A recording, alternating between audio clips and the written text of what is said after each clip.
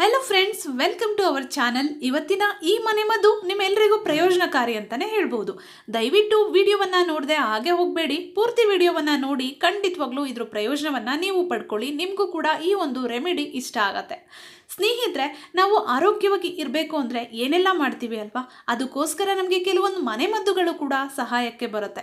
ನಮಗೆ ನೈಸರ್ಗಿಕವಾಗಿ ಸಿಗುವಂಥ ಇಂಗ್ರೀಡಿಯೆಂಟ್ಸಿಂದ ನಾವು ನಮ್ಮ ಆರೋಗ್ಯವನ್ನು ಇನ್ನೂ ಡಬಲ್ ಮಾಡ್ಕೋಬಹುದು. ಇವತ್ತಿನ ಈ ಮನೆಮದ್ದು ಕೂಡ ಅಷ್ಟೇ, ತುಂಬಾ ಸಿಂಪಲ್, ಬಟ್ ಅಷ್ಟೇ ನಮ್ಮ ಆರೋಗ್ಯಕ್ಕೆ ಪ್ರಯೋಜನಕಾರಿ ಅಂತಲೇ ಹೇಳ್ಬೋದು. 100% ರಿಸಲ್ಟ್, ಯಾವುದೇ ಸೈಡ್ ಎಫೆಕ್ಟ್ಸ್ ಇಲ್ಲದೆ ಇರುವಂಥ ಒಂದು ರೆಮಿಡಿ ಸ್ನೇಹಿತರೆ. ಟ್ರೈ ಮಾಡಬಹುದು ನೀವು ಕೂಡ, ಖಂಡಿತವಾಗ್ಲೂ ನಿಮಗೂ ಹೆಲ್ಪ್ ಆಗುತ್ತೆ. ಪ್ಲೀಸ್ ವಿಡಿಯೋವನ್ನು ಸ್ಕಿಪ್ ಮಾಡದೆ ಕೊನೆವರೆಗೂ ನೋಡಿ.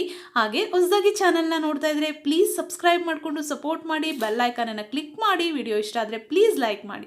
ಸ್ನೇಹಿತರೆ, ಈ ರೆಮಿಡಿನ ರೆಡಿ ಮಾಡೋದಕ್ಕೆ ಮೊದಲು ನಾನು ಬಾಳೆಹಣ್ಣನ್ನು ತೊಗೊಂಡಿದ್ದೀನಿ.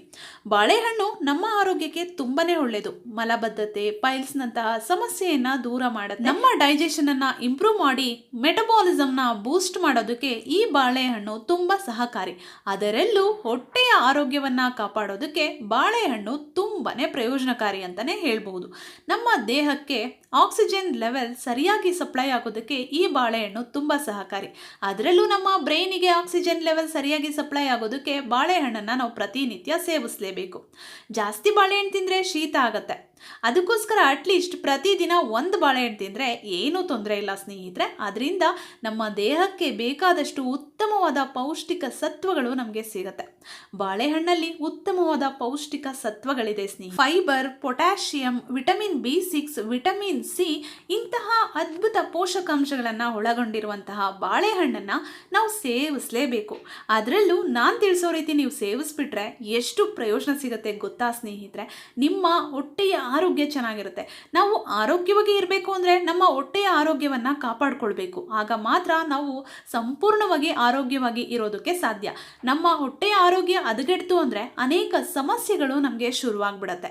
ನಿಮ್ಮ ಹೊಟ್ಟೆಯ ಆರೋಗ್ಯವನ್ನು ಕಾಪಾಡ್ಕೊಳ್ಳೋದಕ್ಕೆ ಈ ರೆಮಿಡಿಯನ್ನು ನೀವು ಟ್ರೈ ಮಾಡ್ಬೋದು ಸ್ನೇಹಿತರೆ. ಖಂಡಿತವಾಗ್ಲೂ ಪ್ರಯೋಜನಕಾರಿ. ನೋಡಿ, ಬಾಳೆಹಣ್ಣನ್ನು ತೊಗೊಂಡಿದ್ದೀನಿ. ಹಣ್ಣಾಗಿರುವಂಥ ಬಾಳೆಹಣ್ಣನ್ನು ತೊಗೊಂಡು ಅದರ ಸಿಪ್ಪೆಯನ್ನು ತೆಗೆದು ಈ ರೀತಿ ಸ್ವಲ್ಪ ಪ್ರಮಾಣದಲ್ಲಿ ಮಧ್ಯಭಾಗದಲ್ಲಿ ಕಟ್ ಮಾಡ್ಕೊಳ್ಳಿ. ನಂತರ ಇದಕ್ಕೆ ಮೆಣಸು ಬೇಕಾಗುತ್ತೆ ಸ್ನೇಹಿತರೆ. ಮೆಣಸಲ್ಲೂ ಕೂಡ ಉತ್ತಮವಾದ ಔಷಧೀಯ ಗುಣಗಳಿದೆ. ಇದು ನಾವು ಅಡುಗೆಗೆ ಬಳಸ್ತೀವಿ. ಖಾರ ಇರುತ್ತೆ, ರುಚಿ ಹೆಚ್ಚಾಗುತ್ತೆ ಅನ್ನೋದಷ್ಟೇ ಅಲ್ಲ, ಇದರಿಂದ ಆರೋಗ್ಯಕ್ಕೂ ಕೂಡ ತುಂಬಾ ಒಳ್ಳೆಯದು. ಇದರಿಂದ ಕೂಡ ನಮ್ಮ ಹೊಟ್ಟೆಯ ಆರೋಗ್ಯ ಚೆನ್ನಾಗಿರುತ್ತೆ. ನಮ್ಮ ಕಣ್ಣಿಗೆ ಒಳ್ಳೆಯದು, ದೇಹದ ತೂಕವನ್ನು ಕಡಿಮೆ ಮಾಡುತ್ತೆ. ಹೊಟ್ಟೆಯಲ್ಲಿ ಏನಾದರೂ ಇನ್ಫೆಕ್ಷನ್ಸ್ ಇದ್ದರೆ ಅದನ್ನು ನಿವಾರಣೆ ಮಾಡುತ್ತೆ ಸ್ನೇಹಿತರೆ. ಖಂಡಿತ ಇದರಿಂದ ನಮ್ಮ ಆರೋಗ್ಯ ಅಂತೂ ಡಬಲ್ ಆಗುತ್ತೆ. ನಮ್ಮ ಆರೋಗ್ಯವನ್ನು ಇದು ತುಂಬ ಚೆನ್ನಾಗಿ ಕಾಪಾಡುತ್ತೆ ಅಂತಲೇ ಹೇಳ್ಬೋದು. ನೋಡಿ, ಒಂದು 5 ರಿಂದ 6 ಕಾಳು ಮೆಣಸನ್ನು ತಗೊಂಡು ಅದನ್ನು ಬಾಳೆಹಣ್ಣಿನ ಮಧ್ಯಭಾಗದಲ್ಲಿ ಈ ರೀತಿ ಇಟ್ಕೊಬೇಕು. ಈ ರೀತಿ 5 ಅಥವಾ 6 ತಗೊಳ್ಳಿ ಸಾಕು. ಏನಾದರೂ ತುಂಬ ಚಿಕ್ಕ ಮಕ್ಕಳಾಗಿದ್ದರೆ ಒಂದು 3 ತೊಗೊಂಡ್ರೆ ಸಾಕು. ದೊಡ್ಡವರಾಗಿದ್ದರೆ 5 ರಿಂದ 6 ತೊಗೊಳ್ಳಿ. ತುಂಬ ಚಿಕ್ಕ ಮಕ್ಕಳಾಗಿದ್ದರೆ ಒಂದು 3 ಕಾಳು ಮೆಣಸನ್ನು ತೊಗೊಂಡ್ರೆ ಸಾಕಾಗುತ್ತೆ. ಹಾಗೆ ನಾನು ಹೇಳಿದೆ, ದೇಹದ ತೂಕವನ್ನು ಕಡಿಮೆ ಮಾಡೋದಕ್ಕೂ ಕೂಡ ಇದು ತುಂಬ ಸಹಕಾರಿ ಅಂತ. ಬಾಳೆಹಣ್ಣನ್ನು ಸೇವಿಸಿದ್ರೆ ಹೊಟ್ಟೆ ತುಂಬದಂತೆ ಇರುತ್ತೆ. ಇಡೀ ದಿನ ಎನರ್ಜೆಟಿಕ್ ಆಗಿ ಇರ್ಬೋದು. ಜೊತೆಗೆ ಮೆಣಸು ನಮ್ಮ ದೇಹದ ರಕ್ತದಲ್ಲಿನ ಕೊಬ್ಬನ್ನು ಕಡಿಮೆ ಮಾಡುತ್ತೆ. ಜೊತೆಗೆ ರಕ್ತವನ್ನು ಶುದ್ಧೀಕರಣ ಕೂಡ ಮಾಡುತ್ತೆ ಸ್ನೇಹಿತರೆ. ಅದರಿಂದ ನಮ್ಮ ದೇಹದ ತೂಕವನ್ನು ಕಡಿಮೆ ಮಾಡ್ಕೋಬೇಕು ಅನ್ನೋರು ಕೂಡ ಪ್ರತಿದಿನ ಒಂದು ಬಾಳೆಹಣ್ಣನ್ನು ಆರಾಮವಾಗಿ ಸೇವಿಸಬಹುದು. ಜೊತೆಗೆ ಕಣ್ಣಿನ ದೃಷ್ಟಿಗೂ ಕೂಡ ತುಂಬಾನೇ ಒಳ್ಳೆಯದು. ಸುಸ್ತು, ನಿಶಕ್ತಿ ಈ ರೀತಿಯ ಸಮಸ್ಯೆಗಳು ಕೂಡ ಮಾಯ ಆಗುತ್ತೆ. ಹಾಗಿದ್ರೆ ಯಾವ ಟೈಮಲ್ಲಿ ಇದನ್ನ ಸೇವಿಸಬೇಕು ಅನ್ಕೊಂಡ್ರೆ, ಬೆಳಿಗ್ಗೆ ತಿಂಡಿ ತಿನ್ನೋ ಟೈಮಲ್ಲಿ ಇದನ್ನ ನೀವು ತಿಂದ್ರಿ ಅಂದ್ರೆ ಇಡೀ ದಿನಕ್ಕೆ ಬೇಕಾದಷ್ಟು ಶಕ್ತಿ ನಿಮಗೆ ಸಿಗುತ್ತೆ ಸ್ನೇಹಿತರೆ.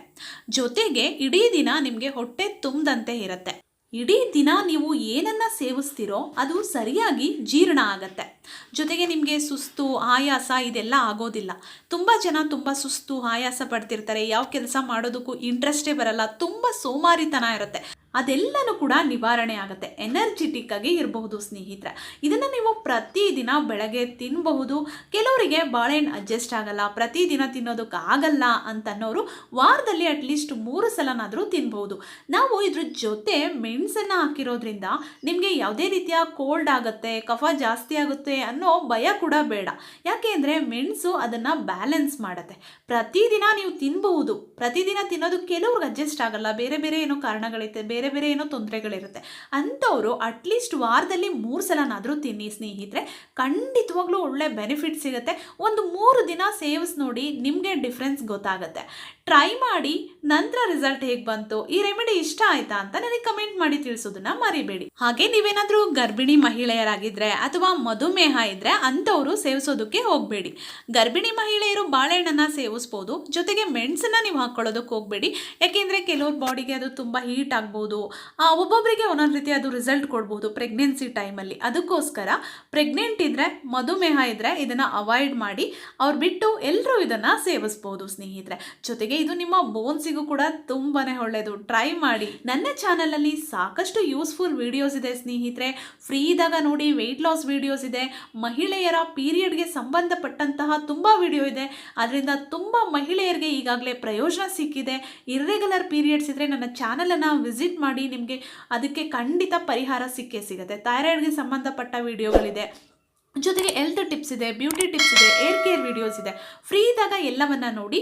ಪ್ಲೀಸ್ ಲೈಕ್ ಮಾಡಿ. ನೀವು ಲೈಕ್ ಮಾಡಿದ್ರೆ ನನಗೆ ಇನ್ನೂ ಖುಷಿ ಆಗುತ್ತೆ, ಇನ್ನೂ ಒಳ್ಳೆ ವಿಡಿಯೋಸ್ಗಳನ್ನ ಶೇರ್ ಮಾಡಬೇಕು ಅಂತ ಅನಿಸುತ್ತೆ. ಪ್ಲೀಸ್ ಸಪೋರ್ಟ್ ಮಾಡಿ. ಚಾನಲ್ನ ಸಬ್ಸ್ಕ್ರೈಬ್ ಮಾಡಿಲ್ಲ ಅಂದರೆ ಮಾಡ್ಕೊಳ್ಳಿ. ದಯವಿಟ್ಟು ವಿಡಿಯೋವನ್ನು ಲೈಕ್ ಮಾಡೋದನ್ನು ಮರಿಬೇಡಿ ಸ್ನೇಹಿತರೆ. ಮತ್ತೆ ಒಂದು ಒಳ್ಳೆ ವಿಡಿಯೋ ಜೊತೆ ಮತ್ತೆ ನಿಮ್ಮನ್ನು ನಾನು ಭೇಟಿ ಆಗ್ತಾನೆ ಇರ್ತೀನಿ. ಅಲ್ಲಿವರೆಗೂ ಎಲ್ರಿಗೂ love you, take care, bye bye.